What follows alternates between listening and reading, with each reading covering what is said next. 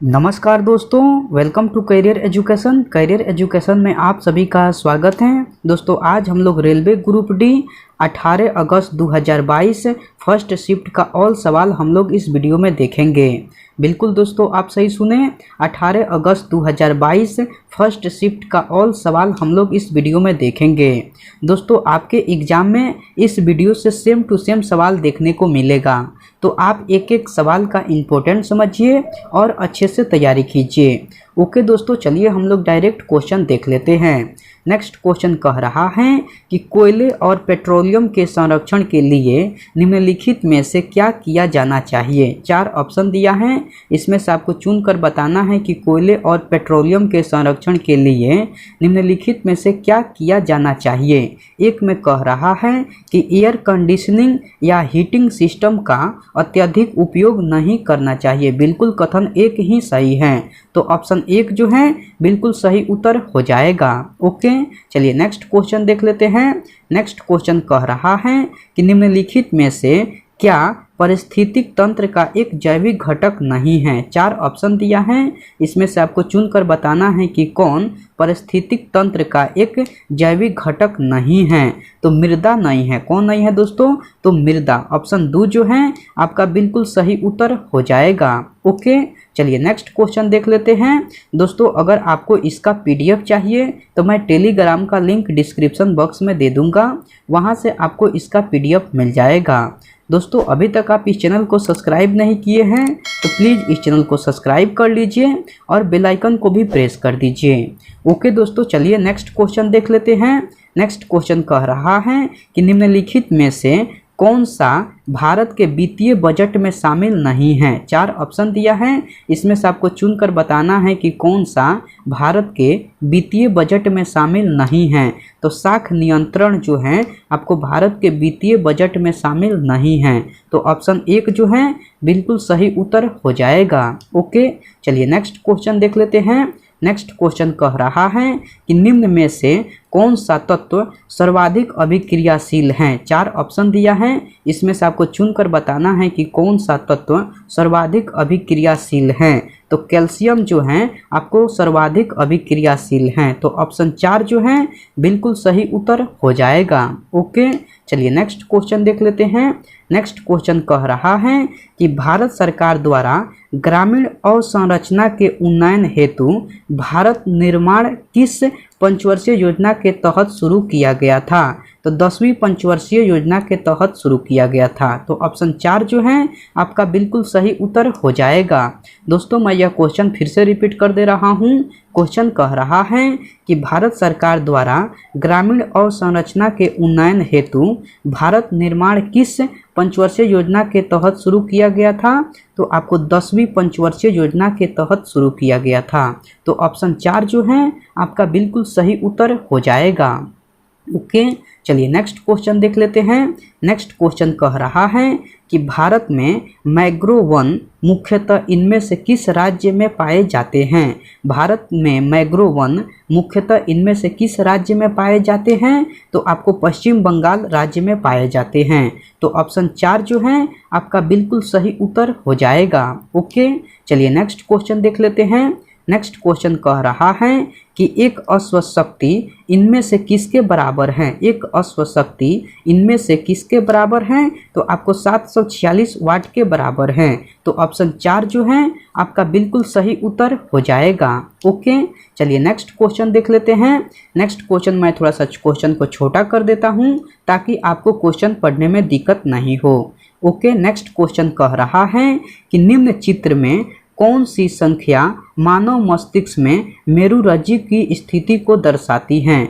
4 option दिया है, इसमें से आपको चुनकर बताना है कि कौन सी संख्या मानव मस्तिष्क में मेरुरज्जु की स्थिति को दर्शाती है। तो संख्या 4 जो है आपको मानव मस्तिष्क में मेरुरज्जु की स्थिति को दर्शाती है, तो ऑप्शन 4 जो है आपका बिल्कुल सही उत्तर हो जाएगा। ओके, चलिए नेक्स्ट क्वेश्चन देख लेते हैं। अब मैं क्वेश्चन को थोड़ा सा बड़ा कर देता हूं ताकि आपको क्वेश्चन पढ़ने में दिक्कत नहीं हो। ओके, नेक्स्ट क्वेश्चन कह रहा है कि पौधों में अपशिष्ट उत्पाद के रूप में ऑक्सीजन कब और कैसे उत्सर्जित होती है। पौधों में अपशिष्ट उत्पाद के रूप में ऑक्सीजन कब और कैसे उत्सर्जित होती है? तो दिन के समय प्रकाश संश्लेषण के द्वारा उत्सर्जित होती हैं। तो ऑप्शन 2 जो है आपका बिल्कुल सही उत्तर हो जाएगा। ओके, चलिए नेक्स्ट क्वेश्चन देख लेते हैं। नेक्स्ट क्वेश्चन कह रहा है कि किस समाज सुधारक ने 1828 में ब्रह्म समाज की स्थापना की और शिक्षा की वकालत करने तथा सती, बाल विवाह और सामाजिक विभाजन जैसी प्रथाओं का विरोध करने में अपनी अग्रणी भूमिका के लिए प्रसिद्ध हुए? तो राजा राम मोहन राय हुए। कौन हुए दोस्तों? राजा राम मोहन राय। तो ऑप्शन 1 जो है आपका बिल्कुल सही उत्तर हो जाएगा। ओके, चलिए नेक्स्ट क्वेश्चन देख लेते हैं। नेक्स्ट क्वेश्चन कह रहा है कि एक वस्तु को एक अवतल लेंस के मुख्य फोकस पर रखा गया है, इनमें से कौन सा विकल्प निर्मित प्रतिबिंब के अभिलक्षणों को निरूपित करता है? 4 ऑप्शन दिया है, इसमें से आपको चुनकर बताना है कि कौन सा विकल्प निर्मित प्रतिबिंब के अभिलक्षणों को निरूपित करता है। तो 1 में कह रहा है कि वास्तविक और छोटा प्रतिबिंब बनेगा, नहीं ये गलत है। 2 नंबर में कह रहा है कि आभासी और बड़ा प्रतिबिंब बनेगा, ये भी गलत है। 3 नंबर में कह रहा है कि वास्तविक और बड़ा प्रतिबिंब बनेगा, ये भी गलत है। 4 में कह रहा है कि आभासी और अत्यधिक छोटा प्रतिबिंब बनेगा। बिल्कुल ऑप्शन 4 जो है आपका सही है। दोस्तों मैं यह क्वेश्चन फिर से रिपीट कर दे रहा हूँ। क्वेश्चन कह रहा है कि एक वस्तु को एक अवतल लेंस के मुख्य फोकस पर रखा गया है, इनमें से कौन सा विकल्प निर्मित प्रतिबिंब के अभिलक्षणों को निरूपित करता है? 1 में कह रहा है कि वास्तविक और छोटा प्रतिबिंब बनेगा, बिल्कुल गलत है। 2 में कह रहा है कि आभासी और बड़ा प्रतिबिंब बनेगा, ये भी बिल्कुल गलत है। 3 नंबर में कह रहा है कि वास्तविक और बड़ा प्रतिबिंब बनेगा, ये भी बिल्कुल गलत है। 4 में कह रहा है कि आभासी और अत्यधिक छोटा प्रतिबिंब बनेगा, बिल्कुल 4 नंबर सही है। तो हम लोगों का ऑप्शन 4 सही उत्तर हो जाएगा। ओके, चलिए नेक्स्ट क्वेश्चन देख लेते हैं। नेक्स्ट क्वेश्चन कह रहा है कि विद्यालयों में यौन शिक्षा देने के महत्व को उजागर करने वाले कुछ कारणों का उल्लेख नीचे किया गया है, तो गलत विकल्प का चयन कीजिए। जो गलत विकल्प है उसको चुनना है। मैं यह क्वेश्चन फिर से रिपीट कर दे रहा हूँ। क्वेश्चन कह रहा है कि विद्यालयों में यौन शिक्षा देने के महत्व को उजागर करने वाले कुछ कारणों का उल्लेख नीचे किया गया है, तो गलत विकल्प का चयन कीजिए। 1 में कह रहा है कि अपने शरीर में होने वाले बदलावों के बारे में जानकर किशोर या किशोरियां एक दूसरे का मजाक उड़ाने लगते हैं। यही कथन जो है एक गलत है, तो गलत ही चुनना था। तो ऑप्शन 1 जो है बिल्कुल सही उत्तर हो जाएगा, बाकी सब कथन सही हैं। ओके दोस्तों, चलिए नेक्स्ट क्वेश्चन देख लेते हैं। दोस्तों मैं उम्मीद करता हूँ कि आपको क्वेश्चन अच्छे से समझ में आ रहा है। ओके, चलिए नेक्स्ट क्वेश्चन कह रहा है कि निम्न में से कौन सा हेक्सेन का संभावित समावयव नहीं है? निम्न में से कौन सा हेक्सेन का संभावित समावयव नहीं है? तो 2 एथिल पेंटेन नहीं है। कौन नहीं है दोस्तों?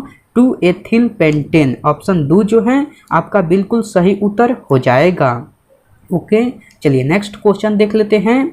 नेक्स्ट क्वेश्चन कह रहा है कि सहसंयोजी यौगिक सामान्यतः निम्न में से कौन सा गुणधर्म प्रदर्शित नहीं करते हैं? सहसंयोजी यौगिक सामान्यतः निम्न में से कौन सा गुणधर्म प्रदर्शित नहीं करते हैं? तो आपको एक कार्बनिक विलायक में विलय नहीं होते हैं, यही गुण प्रदर्शित नहीं करते हैं। तो ऑप्शन 4 जो है आपका बिल्कुल सही उत्तर हो जाएगा। ओके, चलिए नेक्स्ट क्वेश्चन देख लेते हैं।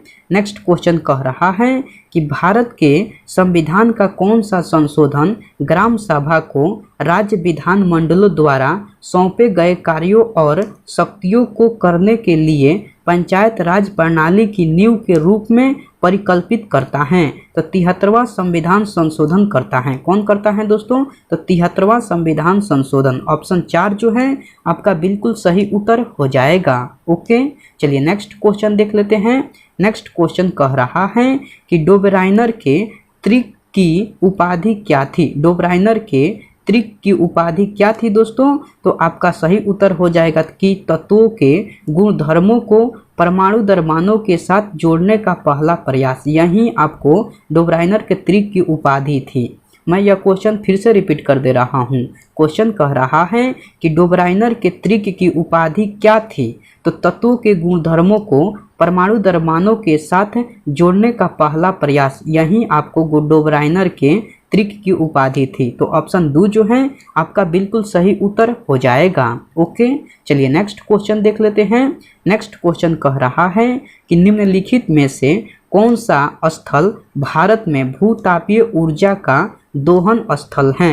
निम्नलिखित में से कौन सा स्थल भारत में भूतापीय ऊर्जा का दोहन स्थल है। तो आपको मणिकर्ण है। कौन है दोस्तों? मणिकर्ण स्थल। ऑप्शन 1 जो है आपका बिल्कुल सही उत्तर हो जाएगा। ओके, चलिए नेक्स्ट क्वेश्चन देख लेते हैं। नेक्स्ट क्वेश्चन कह रहा है कि पोंगल के त्योहारों के दौरान लोगों द्वारा इनमें से किसकी पूजा की जाती है। पोंगल के त्योहारों के दौरान लोगों द्वारा इनमें से किसकी पूजा की जाती है। तो सूर्य की पूजा की जाती है। किसकी पूजा की जाती है दोस्तों? तो सूर्य की। ऑप्शन 4 जो है आपका बिल्कुल सही उत्तर हो जाएगा। ओके, चलिए नेक्स्ट क्वेश्चन देख लेते हैं। नेक्स्ट क्वेश्चन कह रहा है कि निम्नलिखित में से कौन सा कथन सही है। जो कथन सही है उसको चुनकर बताना है। 1 नंबर कथन कह रहा है कि चुंबकीय क्षेत्र की प्रबलता छड़ चुंबक के केंद्र में सर्वाधिक प्रबल होती है। बिल्कुल एक कथन गलत है। 2 नंबर कथन कह रहा है कि कोई भी 2 चुंबकीय बल रेखाएं प्रतिच्छेदित नहीं कर सकती हैं। बिल्कुल कथन 2 सही है। कथन 3 कह रहा है कि चुंबकीय बल रेखाएं बंद सतत वक्र निर्मित करती हैं। बिल्कुल कथन 3 भी सही है। तो 2 और 3 दोनों सही हैं। तो ऑप्शन 4 जो है वो हम लोगों का बिल्कुल सही उत्तर हो जाएगा। ओके, चलिए नेक्स्ट क्वेश्चन देख लेते हैं। नेक्स्ट क्वेश्चन कह रहा है कि एक लड़का एक लेंस का उपयोग करके एक दूरस्थ वस्तु का एक स्पष्ट प्रतिबिंब एक पर्दे पर फोकस करता है। लेंस और पर्दे के बीच की दूरी लगभग डैश के बराबर होगी। तो F यानी कि फोकस के बराबर होगी। किसके बराबर होगी दोस्तों? तो F यानी कि फोकस के बराबर। ऑप्शन 2 जो है आपका बिल्कुल सही उत्तर हो जाएगा। मैं यह क्वेश्चन फिर से रिपीट कर दे रहा हूँ। क्वेश्चन कह रहा है कि एक लड़का एक लेंस का उपयोग करके एक दूरस्थ वस्तु का एक स्पष्ट प्रतिबिंब एक पर्दे पर फोकस करता है। लेंस और पर्दे के बीच की दूरी लगभग डैश के बराबर होगी। तो F यानी कि फोकस के बराबर होगी। ऑप्शन 2 जो है आपका बिल्कुल सही उत्तर हो जाएगा। ओके, चलिए नेक्स्ट क्वेश्चन देख लेते हैं। नेक्स्ट क्वेश्चन कह रहा है कि निम्नलिखित में से किसे इस्लाम धर्म का संस्थापक माना जाता है। 4 ऑप्शन दिया है, इसमें से आपको चुनकर बताना है कि किसे इस्लाम धर्म का संस्थापक माना जाता है। तो पैगंबर मोहम्मद को माना जाता है। किसे माना जाता है दोस्तों? तो पैगंबर मोहम्मद को। ऑप्शन 3 जो है आपका बिल्कुल सही उत्तर हो जाएगा। ओके, चलिए नेक्स्ट क्वेश्चन देख लेते हैं। नेक्स्ट क्वेश्चन कह रहा है कि निम्नलिखित में से कौन सा भारतीय संविधान के अनुच्छेद 51 के ए के अंतर्गत आता है। 4 ऑप्शन दिया है, इसमें से आपको चुनकर बताना है कि कौन सा भारतीय संविधान के अनुच्छेद 51 के ए के अंतर्गत आता है। तो मौलिक कर्तव्य आता है। कौन आता है दोस्तों? तो मौलिक कर्तव्य। ऑप्शन 3 जो है आपका बिल्कुल सही उत्तर हो जाएगा। ओके दोस्तों, आज का वीडियो में इतना ही सवाल रहा। इस शिफ्ट में इतना ही सवाल था, इसलिए आज का वीडियो में इतना ही सवाल था। दोस्तों मैं आपसे नेक्स्ट वीडियो में नेक्स्ट प्रैक्टिस सेट के साथ मिलता हूं। तब तक के लिए टेक केयर दोस्तों एंड बाय।